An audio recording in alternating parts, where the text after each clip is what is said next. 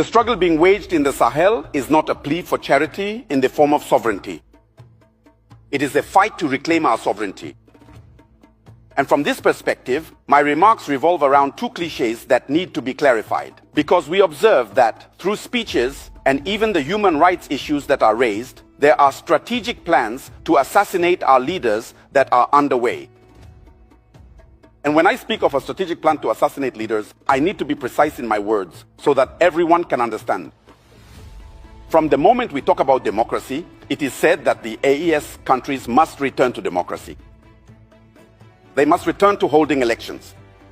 What kind of democracy are we talking about?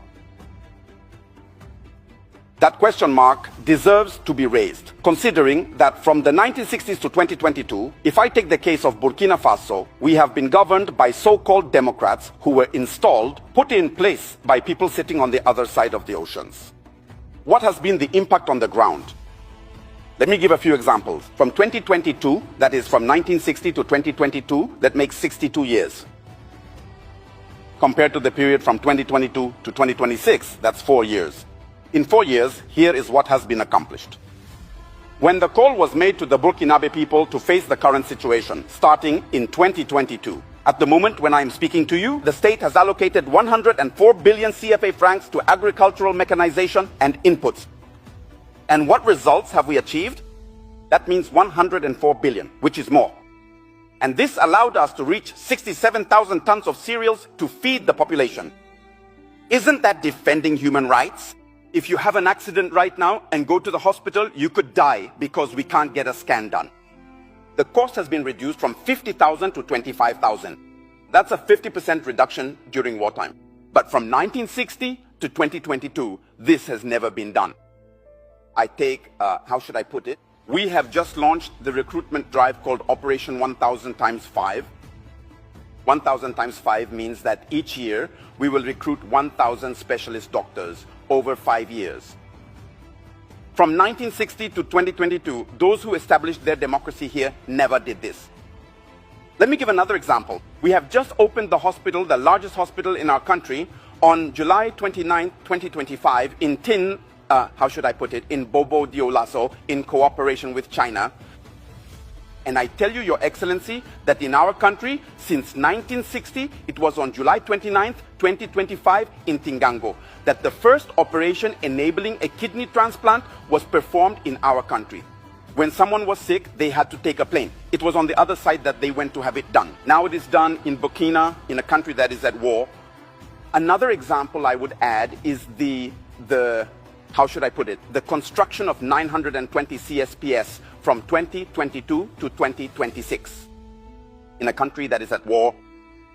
On December 21st, 2025, or even up to what we have just observed after taking stock, there are 38 newly built health centers in a country that is at war. I could name others as well. People say, but what are human rights? It's the right to life, isn't it? Let me give another example. Regarding the development of lowlands. The development of lowlands to allow farmers, that is peasants, to be able to take care of them. We have gone from 5,000 hectares since the 1960s up to now. We have gone from 5,000 to 25,000 hectares in 2025. But this is a country at war. And still in the field of agriculture, for plowing, for the peasants who own the land, we take tractors and go plow it for them for free. And in 2025, we plowed 58,000 hectares of land for free for the peasants. Is there any greater defense of human rights than that?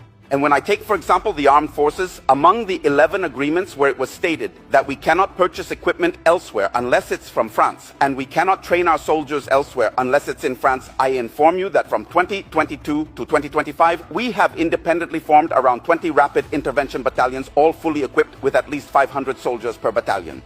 And I'm not going to give the exact number because the enemy might be listening. And since these are military matters, if I give the details, you could prepare yourselves and come. I won't give everything.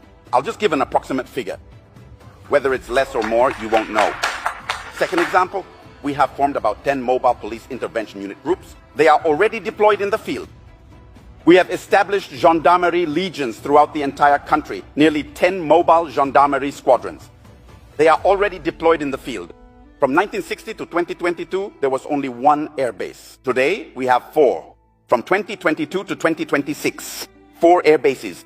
There you have it. But I say I'm giving approximate numbers, not the total. That's it. The volunteers for the defense of the homeland who have been considered as militias. I myself, standing before you, am a volunteer for the defense of the homeland. So these are not just men picked up off the street to say that we form militias. And all those who are volunteers for the defense of the homeland on the ground, as time goes on, we remove them, we integrate them directly into the army without training. Those who are not fit to join the army are placed either in entrepreneurship, whether it's agriculture, carpentry, or welding. That's what's being done in Burkina. So it's essential that we ask everyone to take off their blinders in order to better see reality. What we're saying is, yes, people say Burkina doesn't want democracy. We never said we don't want democracy. Democracy is a forced garment that people want to make us wear. We will not accept it. If our grandparents were forced to wear it, we are saying no. And we have the necessary ability to say no. And even tomorrow we will say no. Liberal democracy, whose principles are based on homosexuality, whose principles are based on marriage between 2 children, or with their mother or father, this is over.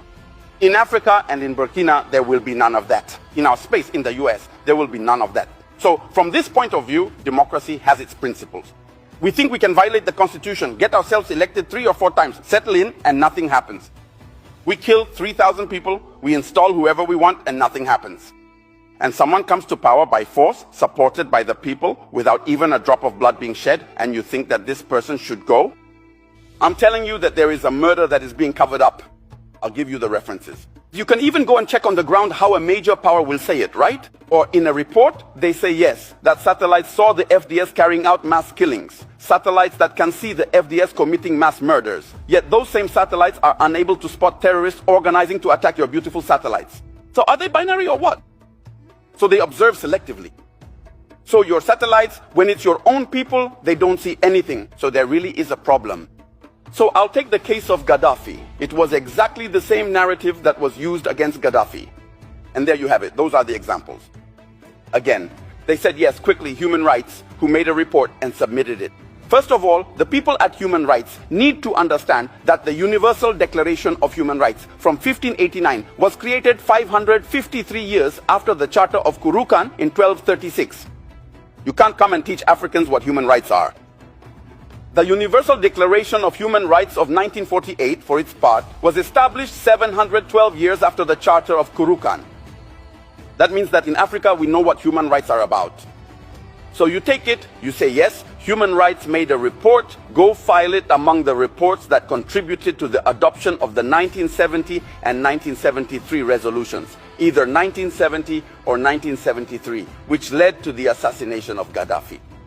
They even said it was to create an aerial exclusion zone. It is a zone that was created. They intervened all the way to the ground. They went and massacred Gaddafi and then they came back. And afterwards, we come back and say, no, the reports that were used there, the evidence wasn't consistent. There you go. These are people who called. That's it. It's online. You can look it up. And it's on this basis that Gaddafi, in 2025, has even just been convicted for criminal conspiracy and other charges. That means that the leaders of Human Rights Watch should also be held accountable as criminals. Criminal conspiracy, that's what it means. So, finishing up these examples. I say that Burkina Faso, within the ARS, we are committed not against a people, not against a person, not against a group. But if a group stands in the way of our interests, we will defend ourselves. That needs to be clear. We are committed to reclaiming our sovereignty. Political sovereignty, for example, we will no longer have leaders imposed on us. That's one point. Economic sovereignty, for example, our resources will serve our people. Our young people who die on the shores of the oceans, who come back here, that's over. Security sovereignty, for example, saying that we have to buy everything, military equipment and so on, from France, that's over. We will buy our equipment wherever we want. And even where we are heading now, it's about figuring out how to properly train our young people so that we can manufacture them in Burkina or in Niger or in Mali. It's because you know the brands and you can map them out. We will also create tunnels and then manufacture ourselves. Are we subhumans? No, we have brains too. That's it. But now cultural sovereignty. It's about preventing the continued erosion of our identity. We are engaged in the struggle to reclaim our identity. And when I said it's a conquest, it's not just any conquest in this world. We are ready. We who are here. If it means losing our lives for this, we are ready.